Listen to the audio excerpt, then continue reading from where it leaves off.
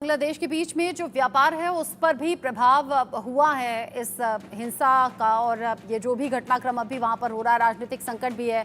मौजूदा संकट कैसे निपटेगा, बांग्लादेश के लोग इंतजार भी कर रहे हैं और जो हिंदुओं पर हो रहे हमले हैं वो चिंता बढ़ा भी रहे हैं।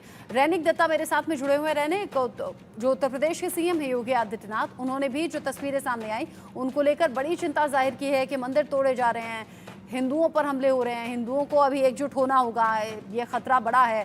ऐसे में जो तमाम वीडियोस हैं कुछ में सच्चाई है भी और कुछ प्रोपेगेंडा वीडियोस हैं जो कई साल पहले या कहीं और के हैं, जिन्हें अभी मौजूदा वक्त का बताकर दिखाकर सोशल मीडिया पर वायरल किया जा रहा है। इसे भी कंट्रोल होना जरूरी है। एकदम देखिए, बहुत सारे वीडियो ऐसा आ रहे हैं कि जो बहुत साल पहले का घटना है, मगर ऐसा बहुत सारे वीडियोस भी है जो अभी का है। क्योंकि बांग्लादेश का जो सिचुएशन, जो करंट सिचुएशन, बांग्लादेश के लोगों के मुंह से ही हम लोग सुन रहे हैं कि बांग्लादेश में बहुत सारे घर को तोड़ा जा रहा है, बहुत सारे लोगों के ऊपर अत्याचार किया जा रहा है। वैसा ही माइनॉरिटीज जो है, हिंदू के ऊपर भी बहुत सारे हमले का घटना घटा है।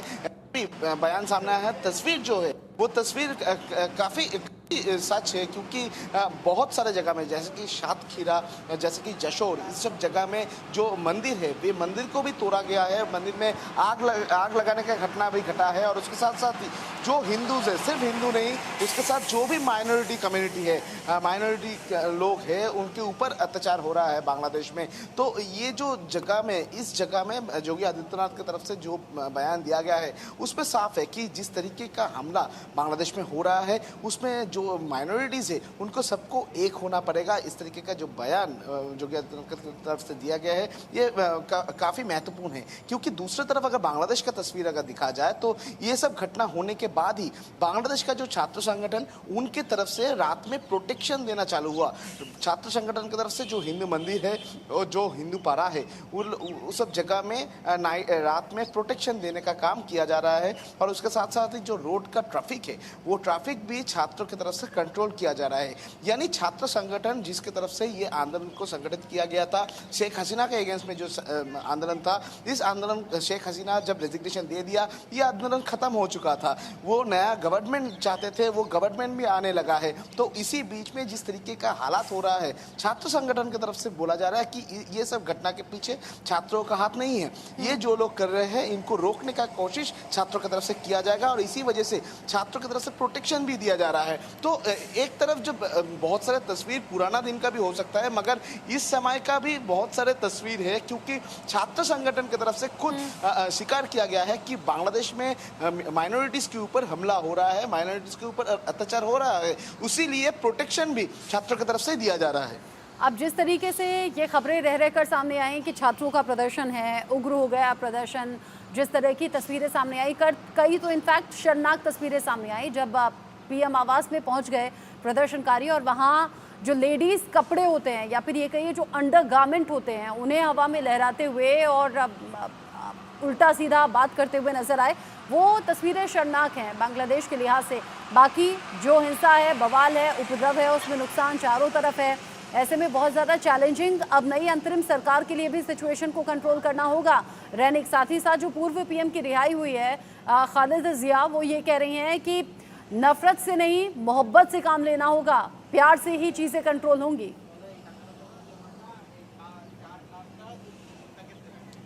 हाँ, एकदम ही देखिए, बांग्लादेश का जिस तरीके का अभी परिस्थिति है, उसी परिस्थिति में नफरत नहीं, ये शांति से ही काम लेना पड़ेगा, ये स्लोगन ही बांग्लादेश का लिए प्रযোज्य हो सकता है। क्योंकि जिस तरीके का तस्वीर बांग्लादेश से सामने आ रहा था लगातार 2 दिन से, यानी शेख हसीना जब रेजिग्नेशन दिया उसी दिन से लगातार कल तक जिस तरीके का तस्वीर, जिस तरीके का घटना सामने आ रहा था बांग्लादेश से, और उसी बीच में बांग्लादेश में शांति ले आना एक चैलेंज होने वाला था, ये इंटरिम गवर्नमेंट के लिए भी और आर्मी के लिए भी। क्योंकि आर्मी की तरफ से जब कहा जा रहा था कि जो कर्फ्यू है, ये कर्फ्यू को उठा लिया जाएगा अगर शांति बरकरार रहे तो उसके बावजूद भी लगातार 2 दिन से बांग्लादेश का हर एक जगह से बहुत सारे लोगों के घर में तोड़फोड़ का घटना घटा, मंदिर में आग लगाने का घटना घटा, घर में आग लगाने का घटना घटा, होटल में आग लगाने का घटना घटा। बहुत सारे जगह आवामी लीग का जो लीडर्स है उनके घर को, उनके परिवार के ऊपर अत्याचार का घटना घटा।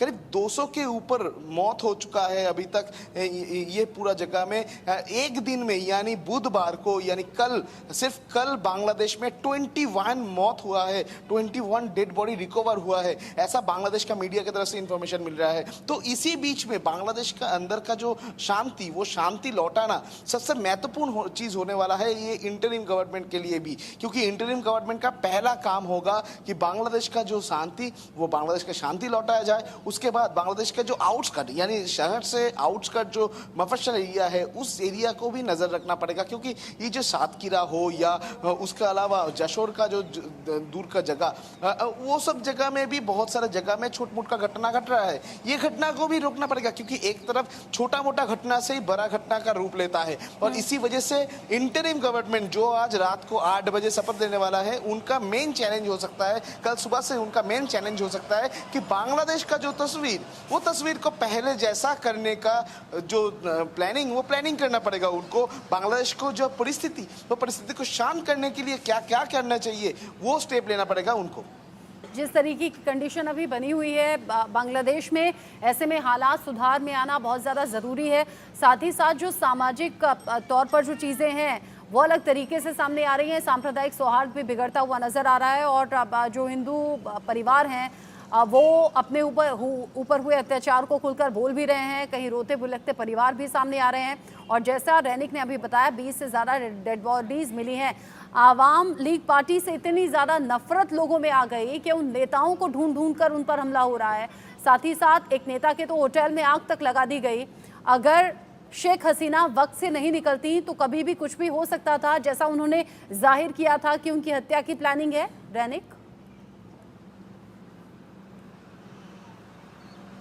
है एकदम ही, देखिए आर्मी की तरफ से भी शेख हसीना को ये बात कहा गया कि 45 मिनट्स के अंदर ही जो छात्र संगठन का रैली था, वो रैली पहुंचने वाला था गण भवन में, तो 45 मिनट्स के अंदर ही एस्केप करना पड़ता था शेख हसीना को। और वैसा ही शेख हसीना की तरफ से भी किया गया था कि शेख हसीना की तरफ से ये रेजिग्नेशन देने के पहले वो एक वीडियो रिकॉर्ड करना चाहते थे, नेशन के लिए एक वीडियो रिकॉर्ड करना चाहते थे, मगर उसका भी परमिशन आर्मी की तरफ से नहीं दिया गया, क्योंकि 1975 का अगर बात किया जाए तो 15 अगस्त शेख मुजीबुर रहमान को हत्या किया गया था। इसी तरीके से हत्या लीला चला था बांग्लादेश में 1971, 1975 में भी, और उसी टाइम में शेख हसीना वो बांग्लादेश में नहीं था।